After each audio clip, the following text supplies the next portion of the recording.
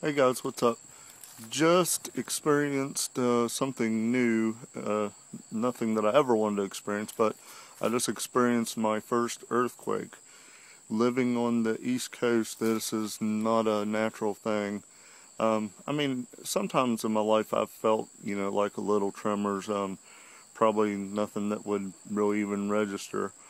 But today I felt something that registered.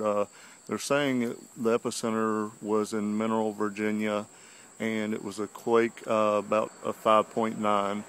And I live in West Virginia, so I'm, a couple hundred miles away from where it hit, but it felt pretty good here, and wasn't nothing, terrifying or anything like that, but it was a new experience.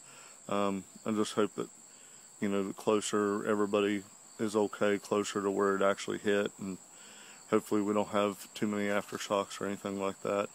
But it was definitely a new experience. Later.